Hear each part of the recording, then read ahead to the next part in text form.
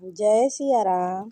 आज हम जानेंगे कि हमसे जाने और अनजाने में न जाने कौन कौन सी गलतियां हो जाती हैं, जिसके कारण हमारे घर में दुख परेशानी एवं एक दूसरे से लड़ाई झगड़े होते रहते हैं। पति पत्नी में भी लड़ाई झगड़े दिन रात होते रहते हैं। तो इनका क्या निवारण है, इसी के बारे में जानेंगे। क्या चमत्कारी उपाय करें कि जीवन में केवल खुशियां ही खुशियां छा जाए। हमारे ही घर में उत्पन्न वास्तु दोष के कारण अनगिनत समस्याएं हमारे जीवन में आने लगती हैं। तो आज इसी के निवारण के हेतु चमत्कारी उपाय के बारे में जानेंगे। तो सबसे पहले जान लेते हैं कि पूजा घर और रसोई घर या बेडरूम एक ही कमरे में नहीं होना चाहिए। अगर रेंट पे रहे हैं, अगर कोई दूसरा व्यवस्था नहीं हो पा रहा है, तो पूजा स्थान में हमेशा पर्दा लगाकर ही रखें। पूजा घर में बड़ी प्रतिमा की स्थापना नहीं करनी चाहिए, क्योंकि घर में प्राण प्रतिष्ठित मूर्ति का ध्यान उस तरह से नहीं रखा जा सकता है जैसा कि मंदिर में रखा जाता है। अतः छोटी मूर्तियों एवं चित्र ही पूजा घर में लगाने चाहिए। सीढ़ी के नीचे भी फूल से भी पूजा घर नहीं बनाना चाहिए।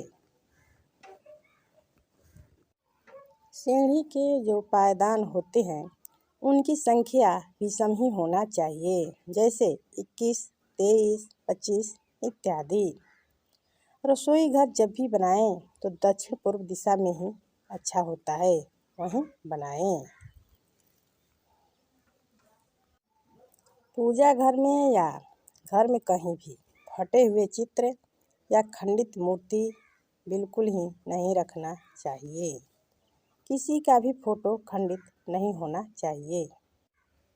घर की सीढ़ी सामने की ओर से नहीं होनी चाहिए और सीढ़ी ऐसी जगह पर होनी चाहिए कि घर में घुसने वाले व्यक्ति को यह सामने नज़र नहीं आनी चाहिए। पूजा घर से सटा हुआ या पूजा घर के ऊपर या नीचे शौचालय नहीं होना चाहिए। गेस्ट रूम उत्तर पूर्व की ओर हो सके तो रखना चाहिए, नहीं तो उसके बदले उत्तर पश्चिम दिशा में भी दूसरा विकल्प सर्वश्रेष्ठ हो सकता है। वायु कोण में यानी कि वहाँ भी गेस्ट रूम रख सकते हैं।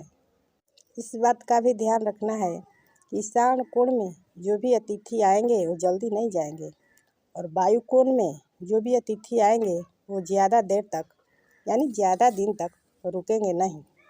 आप लोग देख लीजिए कहाँ बनाना है गेस्ट रूम। पूर्व दिशा में लगाई गई घड़ी घर का वातावरण शुभ और प्यार बनाए वाला रखती हैं, यानी ये बनाए रखती हैं। घर के माहौल को अच्छे करने में इनका भूमिका होता है। और पश्चिम दिशा में घड़ी लगाने से घर के सदस्यों के नए अवसरों की भी प्राप्ति होती है। और उत्तर दिशा में लगाई गई घड़ी घर को पैसों के नुकसान से भी बचाती है। दक्षिण दिशा में भूल से भी घड़ी न लगाएं। अगर कोई भी महिला गर्भवती है, परिवार में कोई भी महिला हो सकती है, अगर गर्भ से है तो उसके कमरे में भगवान कृष्ण के बाल स्वरूप की फोटो या फिर एक मूर्ति जरूर रखें। गर्भावस्था के दौरान कमरे में बाल गोपाल की फोटो बार बार देखने से गर्भवती महिला का मन हमेशा प्रसन्न भी रहता है और लड्डू गोपाल जी जैसे संतानें भी उत्पन्न होंगी। पूजा घर में कूड़ेदान नहीं होने चाहिए। पूजा घर की सफाई करने के लिए अलग से एक झाड़ू की व्यवस्था करनी चाहिए और पूजा घर के ऊपर या नीचे या सामने कभी भी बाथरूम या रसोई घर भी नहीं होना चाहिए। ऐसा करने से घर की सकारात्मक ऊर्जा कम होने लगती है और पूजा घर के भारी भरकम सामान भी नहीं रखना चाहिए, या अगर छोटा सा पूजा रूम है तो उसमें भी भारी भरकम सामान नहीं रखने चाहिए।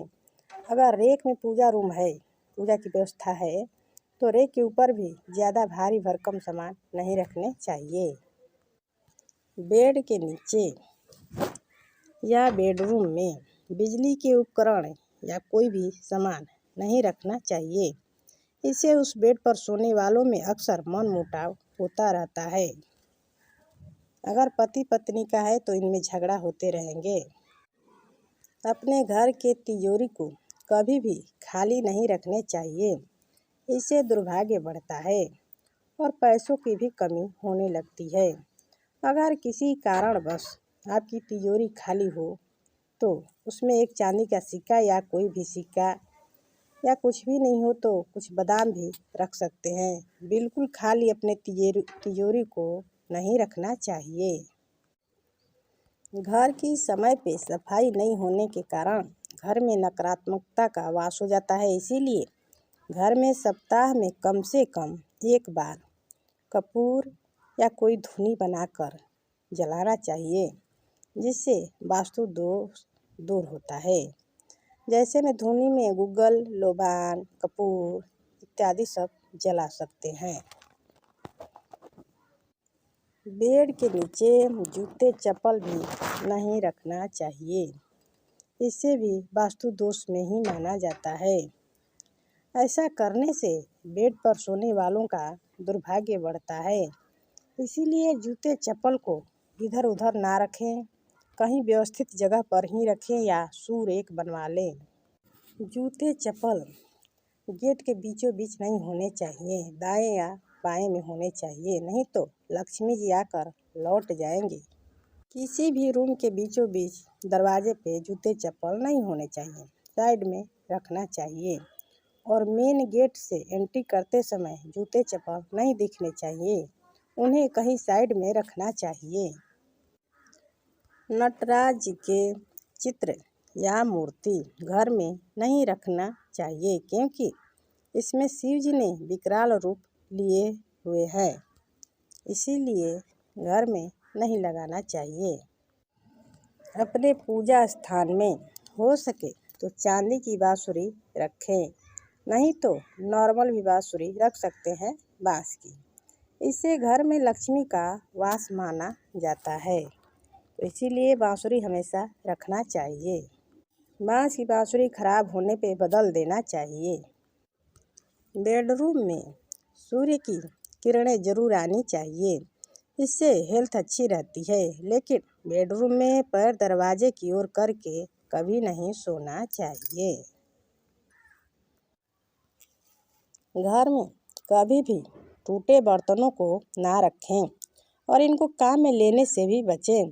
टूटे हुए बर्तनों जहां नकारात्मक ऊर्जा को बढ़ाती हैं, वहीं आर्थिक स्थिति को भी खराब करते हैं।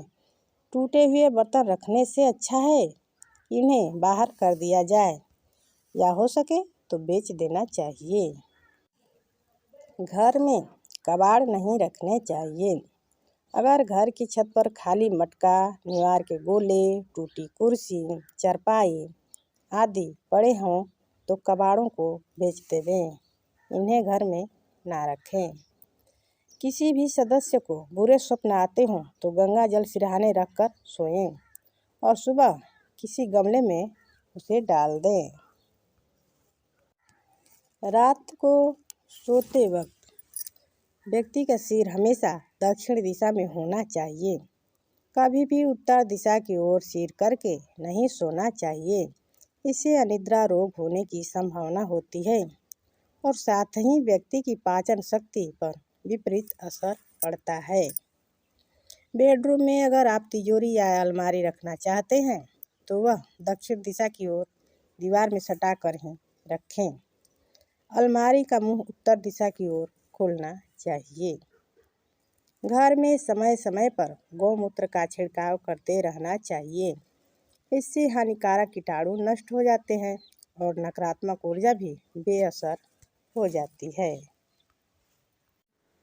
बेडरूम में जूठे बर्तन रखने से दिमागी परेशानी बनती है और बेडरूम में झाड़ू और एक से भी अधिक जूते चप्पल भी नहीं रखने चाहिए। वैसे तो बेडरूम में जूते चप्पल रखने ही नहीं चाहिए, लेकिन अगर नए हों तो रख सकते हैं। बेड के सामने या कहीं भी ऐसी जगह शीशा नहीं लगाना चाहिए जहां से आपके बेड का प्रतिबिंब दिखता हो। इससे संबंधों में दरार आती है। तो इन छोटे छोटे वास्तु उपायों को अपनाकर अपने जीवन में खुशियां के चार चांद लगाएं। साथ ही दुख एवं परेशानियों को बाय बाय करें। इन सब को अपनाकर अपने घर को एकदम व्यवस्थित रूप से बनाएं और परेशानियां कोसों दूर रहेंगी। तो आज के लिए बस इतना ही। अगले वीडियो में फिर कोई नई जानकारी के साथ उपस्थित होंगे। तब तक के लिए जय सिया राम। धन्यवाद। प्लीज़ लाइक शेयर सब्सक्राइब ज़रूर करें।